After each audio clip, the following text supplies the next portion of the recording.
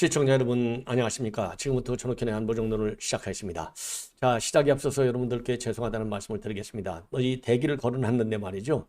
이게 왜냐하면 대기를 안 걸고 제가 바로 시작을 하니까 알람이 오지 않아서 좀 불편하다, 이런 분들이 몇 분 계셔가지고 지금 이제 대기를 걸었는데 뭔가 좀 잘 안 된 것 같아요. 그래서 다시 지금 방송을 시작했는데 여러분들께서 계속해서 제 방송 많은 시청을 부탁드리겠습니다. 자, 이번 시간에는요, 이재명과 관련해서 지금 검찰의 그 수사 동향이 하나 나오고 있는데요. 최근에 나온 이 검찰의 수사 동향 중에서 가장 중요한 수사 동향이 아닌가, 이렇게 판단이 됩니다. 오늘 말이죠, 이 아시아경제신문에서요, 단독으로 보도하고 있는 내용입니다. 바로 성남FC 사건과 관련해서 수원지검 이 성남지청에서 수사를 하고 있는데, 여기에서요, 이 성남FC 구단 멤버들이, 임직원들이 비밀리에 주고받은 메신저를 검찰에서 복원했다. 그래서 제3자 뇌물죄를 입증하는데 굉장히 중요한 스모킹 건이다, 이런 지금 보도가 나오고 있어요. 그래서 이거를 여러분께 자세하게 좀 설명을 드리도록 하겠습니다. 자, 그 다음에 하나는요, 지금 이제 의총이 열렸는데 의총장이 완전히 지금 난장판이 됐다는 겁니다. 바로 뭐 때문에 그랬느냐? 예, 오늘 오전에 이제 의총이 열렸는데요. 여러분들 잘 아시다시피 지금 이제 혁신위에서 제1호 안건으로 내는 게 뭐냐? 불체포 특권을 포기하겠다. 이거 의원들 전부 다 각서서 내는 거 아니에요? 요건데 그동안에는요, 의총에서 아예 안건으로도 올리지 않았어요. 자, 이러다가 보면 이제 김은경 혁신위원장을 비롯한 혁신위원들 이제 참을 수 없는 이 모욕감을 느끼는 그런 상황이 됐어요.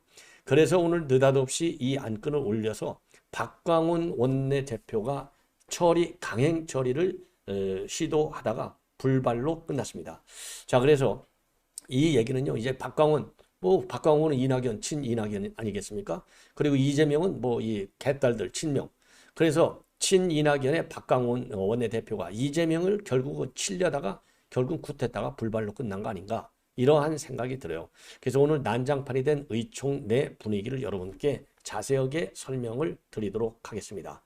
자, 그 다음에 이제 또 중요한 것 중에 하나는요, 이 반기문 전 유엔 사무총장이 이번에 이제 IAEA 사무총장이 왔다 갔는데, 뭐 모든 국민들이 이거야말로 국가적인 이 외교 참사고 참 망신스러운 일이다 했는데요. 오늘 이 반기문 총장이 국회 관련 행사에서 이 점을 분명하게 짚었어요. 국제 망신이다. 그리고 조홍천 의원이, 여러분들 뭐 조금밖에 잘 아시잖아요. 이상민 의원이 이렇게 갈 바에는 차라리 유쾌한 결별이 낫다, 분당 가능성을 강하게 시사하고 나오니까 이 지금 민주당의 지도부가 만장일치로 뭘 했죠? 만장일치로 이상민 의원을 징계하겠다, 이런 입장을 공개적으로 밝혔어요. 공개적으로 밝히니까 거기에 대해서도 이상민 의원도 강하게 반박문을 내놨는데요. 이 상황에서 조홍천 의원이 이상민 의원 말이 맞다. 예. 그리고 이거를 갖다가 징계하려고 하는 거, 이거 이낙연, 이재명이 완전히 잘못됐다, 직격탄을 날리고 있습니다. 그래서 전반적으로 지금 민주당 내 분위기는요, 격앙이 되고 있고, 이 분당 사태로까지 갈 수 있는 이런 이 상황으로 지금 치닫고 있는 것이 아닌가. 이게 분당이 문제가 아니고요. 분당도 분당이지만 우선 이재명이를 영창 보내야죠. 그래서 체포동의안, 여기에 대해서 가결시키는 걸, 이걸 체포동의안을 불체포동의안 특권, 이거를 포기하는 전원 각서를 써야 된다는 혁신의 입장을 관철시킬 수 있도록 우리가 비판 여론을 적극적으로 좀 만들어야 될 것이 아닌가, 이런 생각이 듭니다. 그럼 맨 먼저 여러분께 이미 보도를 해드린 대로 말이죠, 이재명과 관련된 내용을 먼저 말씀을 드리겠는데, 성남FC 내부의 메신저 메시지를요, 이 수원지검에서 이거를 복원하는데 성공했다. 그래서 지금까지는요, 이 검찰에서 이메일을 확보해가지고 이메일을 압수수색해서 성남FC 문제가 됐든 뭐 대장동 문제가 됐든 이 이메일 압수수색이 일반화되어 있는 관행이었어요. 그런데 이 비밀 메신저, 이게 메신저는 뭐 그 복원하기도 굉장히 어렵다는 거 아니겠어요? 전부 암호화 처리가 되기 때문에. 그럼에도 불구하고 이 메신저를 갖다가 이 압수수색을 해가지고요, 요거를 복원하는데 상당히 많은 양의 메시지를 복원하는데 성공을 했다. 그래서 지금 제3자 뇌물죄를 구성할 수 있는 키를 확보했다. 이런 보도가 나오고 있습니다. 자, 그래서 이 보도 내용은요. 예, 오늘 이 아시아 경제에서 단독으로 보도를 하고 있어요. 그래서 성남FC 불법 후원금 이거는 2022년도 이제 9월하고 10월 사이에 그 두 달간에 집중적으로요. 이 FC 구단의 임직원들이 이런 메신저를 통해서 주고받은 메시지 복원하는데 성공을 해서 지금 관련 내용을 확인 중에 있다. 이런 보도가 나오고 있습니다. 자, 그래서 이 성남지청에서 이거 이제 수사가 지금 진행되고 있는데요. 이 조사에서 그래서 검찰에서 이제 관련 임직원들을 조사할 때 사내 메신저 메시지를 삭제됐던 내용까지 살려서 증거 자료로 제시하면서 이 관련 기업인들로부터 후원금을 모집한 과정을 상세하게 이 수사했다는 내용으로 되어 있습니다. 자, 그런데 이거를 어떻게 알게 됐느냐? 본래 이 메신저 메시지를 쓰지 못하고 본래는요. 그러니까 2014년도에 성남 1화 천마에서 시민구단으로 재창단된 후에 직원들한테 뭘 지시했느냐? 네이버 웨일이나 네이버 이 웍스를 쓰도록 업무 시스템을 전면적으로 개편했다고 합니다. 이러한 내용을 파악하고 조사를 해보니까 이러한 네이버 웍스라든가 네이버 웨일을 쓰지 않고 메신저 메일을 썼어요. 이거를 알아가지고 이제 대대적인 압수수색을 했는데요. 2022년도 9월에 네이버를 대대적으로 압수수색을 하면서 이 서버에 저장된 이 메신저 메시지를 분석했고요. 삭제된 메시지도 상당히 복원하는데 성공했다는 겁니다.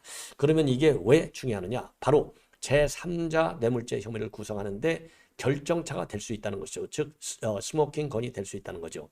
자, 그래서 이 메신저를 전부 다 복원해 보니까 성남FC 임직원들이 말이죠. 이런 대기업들로부터 후원금을 유치하는 과정, 진행 상황, 그리고 이제 서로 주고받은 의견들 이런 것들이 적나라하게 나와 있는 거예요. 그래서 이제 검찰에서는 이게 제3자 뇌물죄를 적용하는데 아주 결정적 스모킹 건이 될 수 있다. 이렇게 판단을 하고 있다는 겁니다.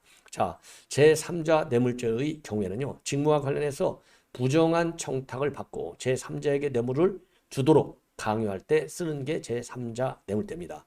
그래서 이 메신저를 갖다가 분석해 보니까 부정 청탁, 공여 지시 이러한 이 키워딩들이 여기에 많이 나와 있어서 이게 앞으로 유죄를 입증하는데 굉장히 중요한 결정적 근거가 될 수 있다라고 지금 검찰에서는 보고 있다고 합니다. 자, 그러다 보니까요. 이재명 측하고 그다음에 검찰 측 간에 이러한 이 공소장 내용을 가지고 이 격렬하게 지난 6일 날 싸웠다. 이런 보도를 하고 있어요. 예, 지난 7월 6일 날이죠. 예, 불과 한 일주일 전인데 그때 이재명 측에서는요. 검찰이 공소장에 구체적 범죄 사실을 기재하지 않고 일부 증인의 조서 내용 전체와 그리고 사실관계를 반복해서 기재해가지고 재판부로 하여금 유죄 심증을 굳히도록 유도하고 있다. 이렇게 비판을 했어요. 여기에 대해서 검찰은요. 오랜 기간에 걸쳐서 순차적으로 유착관계가 이루어졌고 정치, 경제적 공동체를 형성하기 때문에 공모 시기, 장소 모두 다 특정할 수는 없다. 이렇게 서로 이 충돌하는 국면이 전개됐다고 합니다. 제일 큰 문제가 되는 것이요. 여러분들 아시다시피 이제 두산건설 이 후원금 문제예요. 이 두산건설 후원금 문제인데 두산그룹이 말이죠. 정다동 병원 부지 3천여 평을 상업용지로 용도 변경을 받는 과정에서 그 대가로 55억 원의 후원금을 냈다. 이게 이제 제일 큰 사안이 되겠죠. 그래서 이재경 전 두산건설 부회장이 뇌물 공여 혐의로 이 재판을 지금 받고 있는 겁니다. 자, 그래서 이러한 이 메신저, 이 복원 사실이 확인이 된 것은 이번이 이제 처음이라고 그래요. 그래서 이 검찰이 말이죠. 2022년도 10월에 성남FC 대표로 일했던 곽선우 변호사의 사무실을 압수수색하고 그때 이재명이하고 정진상이가 이 곽 변호사, 즉 이 성남FC 곽선우 대표한테 이 관련 내용을 지시한 거 이런 이메일들을 이제 확보했다 알려졌는데요. 그 이후로 메신저 복원에 성공했다는 얘기는 이번에 처음으로 알려졌습니다. 자, 이걸 보면은 이재명이 이거 구속시키는데 아주 결정적, 아주 확실한 증거를 확보한 것이 아닌가 이렇게 판단이 됩니다. 자, 이 정도로 이거는 이제 여러분께 말씀을 드리고 말이죠. 이번에는요 민주의총과 관련해서 말씀을 드리겠는데 지금 민주의총 오늘 아침에 했는데 난장판이 됐어요. 뭐냐? 이 불체포 특권 포기 결의가 사실상 이제 불발이 된 건데 왜냐하면 그만큼요 난장판이 된 겁니다. 여기 이게 이제 이재명이잖아요. 이쪽 우측에 있는 게 이게 박광원 원내대표입니다. 그래서 이 박광원 원내대표는 아주 뭐 자타가 공인하는 친이낙연계의 핵심 인물이죠. 자, 그래서 원내대표 됐을 때도 상당한 두 사람 사이에 충돌이 있을 것이다. 이러한 전망이 나왔는데 실제적으로요. 오늘 아침에 아주 그대로 그 현장에 그 충돌하는 현장이 이제 목도가 된 겁니다. 그래서 공개회의와 비공개회의에서 엄청 싸웠다. 이런 보도가 나오고 있어요. 왜냐? 지금 이제 김은경 혁신위원장이요. 이 1호 안으로 낸 게 뭐냐? 불체포 특권을 포기하라. 그런데 이거를 뭐 말로만 하지 말고 이 불체포 특권 포기, 이 각서를 써라. 전부 다 각서를 써라. 이렇게 되어 있어요. 예, 왜냐하면 두루뭉실하게 우리 민주당 의원 일동은 불체포 특권을 포기한다. 이렇게는 믿을 수 없으니까 한 명 한 명당 각서를 써라는 게 이 혁신위의 요구사항이에요. 이것도 제1호 요구사항. 그래서 이거를 갖다가 의총에 올려서 논의하겠다라고 약속까지 해놓고 아예 의총의 의안으로까지 올리지를 않았어요. 그러니까 이게 김은경이 볼 때 얼마나 참 망신스러운 일입니까? 혁신위원장 체면이 이게 말이 아니잖아요. 그러다 보니까 혁신위 내부에서도 어마어마한 불만이 나오는 거예요. 아니 아예 안건으로도 안 올려? 이거 일 못하겠다. 이렇게 불만이 나오고 그러다 보니까 이제는 혁신위 자체도 이건 의미가 없잖아요. 예, 무용지물이다. 오히려 이게 화근이 된다라는 얘기까지 나와요. 그래서 혁신위와 그리고 민주당 지도부 간의 갈등이 이제 극에 달하니까 결국은 마지 못해서 불체포 특권 포기 이 문제에 관해서 의총이 열렸는데 난장판이 벌어진 겁니다. 찬반 양론이. 자, 그러다 보니까 지금 이제 최종적으로는 다음에 다시 논의하자. 이렇게 됐다는 겁니다. 자, 이렇게 이제 사실상 그러니까 이제 거부가 된 건데 왜 그러면 이렇게 거부가 될 수밖에 없었느냐? 뭐 여러분들 분명 아시잖아요. 지금 이제 뭐 이 친명들은 검찰의 수사가 정치 탄압적 압박적 수사인데 이런 이 압박 이 조작 이런 수사에 우리 민주당 의원들이 전부 다 부른다고 해서 간다. 이게 말이나 되느냐? 그러면은 검찰의 수사의 정당성을 인정해 주는 것이 아니냐. 이래서 지금 이제 논란이 크게 더 야기됐다는 겁니다. 거기에 반해서 말이죠. 지금 이제 이 박광원 원내대표의 경우에는 혁신위에서도 그거를 강력히 주장했을 뿐만 아니라 지금과 같은 민주당 모습으로서는 내년 총선에 이건 승산이 없다. 그렇기 때문에요. 예. 그래서 지금 오늘 이 의총에서는 검찰이 정당한 영장 청구에 대해서는 불체포 특권을 내려놓겠다. 이렇게 결의를 하자. 이거를 갖다가 공식 선언하자. 예. 그러면서 혁신위가 제안한 제1호 이 쇄신안이기 때문에 추인해 달라. 그러면서 말이죠. 내년 총선은 확장성의 싸움이다. 그러려면 민주당다운 윤리정당의 모습을 회복해야 될 것이 아니냐. 그래서 불체포 특권 포기야말로 민주당의 변화를 바라는 국민에 대한 최소한의 조치다. 이렇게 강조를 했습니다. 자, 이게 이제 공개 회의석상에서 모두 발언을 통해서 밝힌 얘기예요. 그러다가 이제 비공개로 전환이 되니까 특권 포기 결의에 반대하는 의원들의 목소리가 막 터져 나오면서 난장판이 됐다는 겁니다. 그래서 이와 관련해서요. 지금 이제 민주당 대변인이 발표한 내용을 보면은 정치적 의도를 갖고 검찰이 영장 청구를 판단하는 부분에 대한 고민 없이 획일적으로 불체포 특권을 포기하는 경우 생길 수 있는 여러 반사 효과나 부정적 결과에 대해서는 좀 더 토론을 하자 이런 의견이 있었다. 이렇게 이제 봅니다.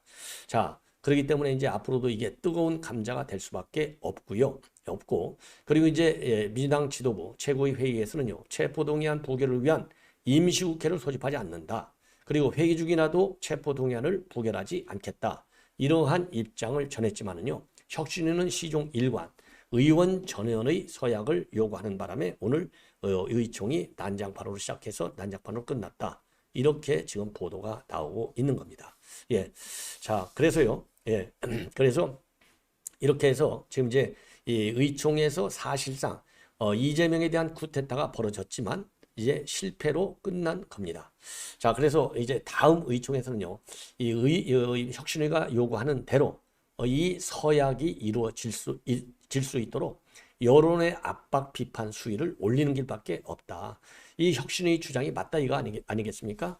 그런 여론이 비등하니까 마지못해서 의총에서 이 안건을 관철시키려고 하는 박광온의 노력이 그 수포로 돌아간 것이 아닌가라고 생각이 듭니다.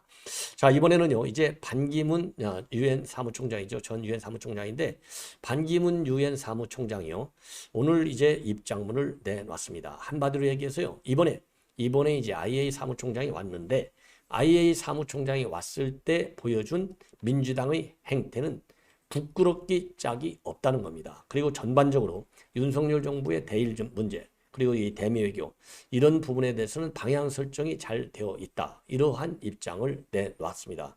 자, 그래서 이 반기문 총장의 결론은요, 오늘 말하자면 국가현안 대토론회가 있었어요. 국회의원 회관에서. 여기에서 기조연설을 통해서 이러한 입장을 밝혔습니다. 자, 반기문 총장의 이러한 연설문, 한번 연설 내용. 그러니까 오늘 이 세미나는요, 국가 현안과 관련된 대토론회. 그래서 부제를 보면요, 세계 질서 재전환기, 국회는 무엇을 할 것인가, 이러한 의제 하에 이 강연이 있었는데요. 여기에서 한마디로 부끄럽다. 더군다나 유엔 사무총장을 배출한 한국에서 이런 일이 있었다는 거 정말 부끄럽고, 아무리 이건 시민사회 행동이라 하더라도 선진 대국인 한국의 위상을 크게 추락시키는 부끄러운 일이다. 예. 그리고요, 국제기구 수장이 방한했는데 공항에서 뭐 난장판을 벌인 거 아니겠어요? 예. 그리고 또 IAEA가 일본으로부터 돈을 받고 보고서를 만들었다. 이거야말로 참으로 무책임하고 위험한 이야기다. 국격을 해치는 일이고, 이런 데 대해서는 의원님들께서 시민사회를 지도 계도하는 것이 중요하다. 이렇게 입장을 발표했어요. 그리고 새로운 사실은요, 이 그로시 IA 사무총장이 봉변을 당하고 다음 날 아침에 전화를 해왔는데, 그래서 위로를 해줬다. 이 비하인드 스토리를 공개하면서 대한민국 국민이 말이지 너무나 화끈하게 환영을 해줘서 당시 좀 곤란했을 것 같다. 이렇게 얘기를 했더니 이 사무총장이 웃으면서 그건 큰 문제가 아니고, 그럼에도 불구하고 열심히 정확히 사실 설명해 줬다, 주겠다라고 얘기를 하더라는 겁니다. 자, 그리고요, 그래서 이러한 후쿠시마 오염수 처리 문제, 이거를 갖다가 또 유엔으로 가져가자, 민주당이 그렇게 주장을 하고 있잖아요. 요거는 적절치 않다. 이 과학자들이 할 일이지 이게 정치 용어로 들어갈 그런 이슈가 전혀 아니다. 이렇게 밝혔습니다.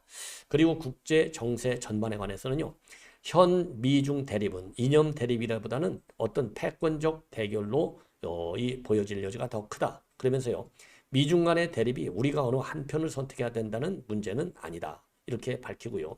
현 윤석열 정부의 이 외교적 기조, 외교 방향, 이거는 뭐 적절하다. 이렇게 밝히고 있습니다. 그러면서요, 한국과 미국은 동맹관계, 안보만이 아니라 경제협력과 기술협력의 측면에서도 매우 중요한 파트너다.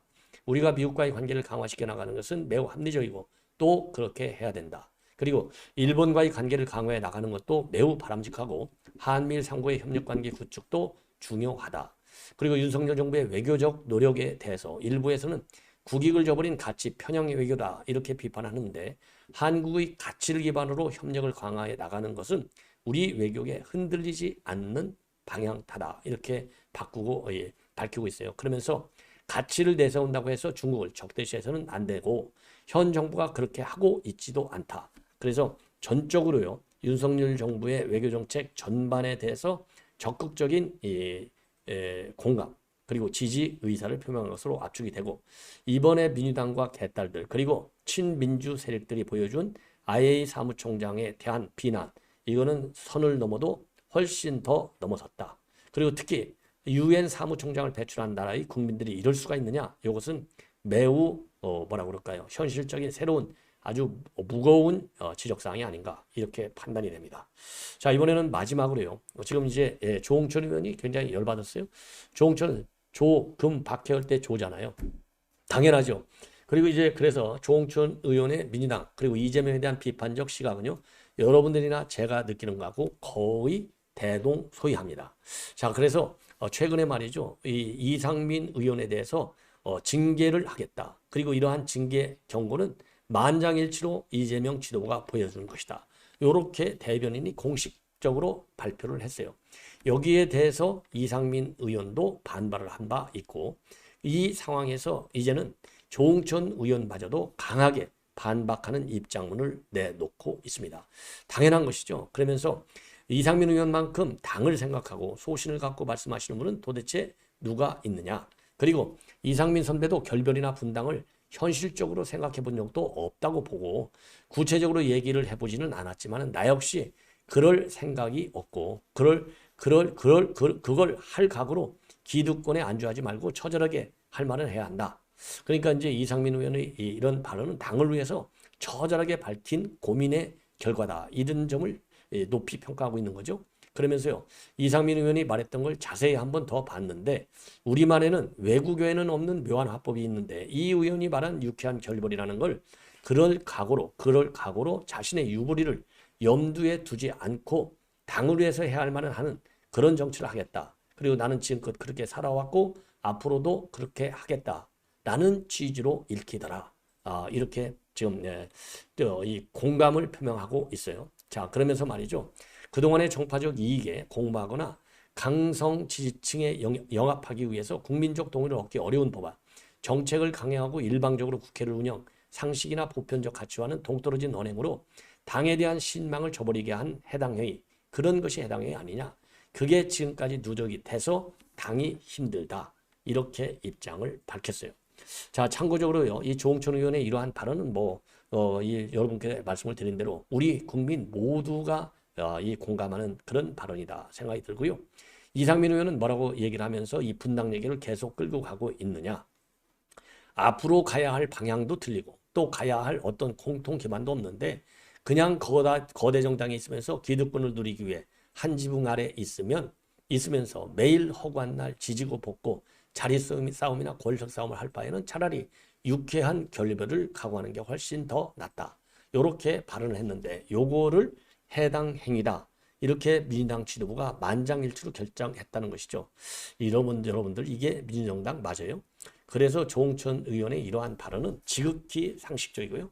국민의 눈높이에서 볼 때 당연히 높이 평가받아야 할 국민들이 지지를 할 발언이다. 이 시각 자체가 말이죠. 그렇게 생각합니다. 자, 이렇게 해서 본 방송은 마치고요. 바로 이어지는 또 이 다음 제 방송을 많이 시청해 주시면 대단히 고맙겠습니다. 감사합니다.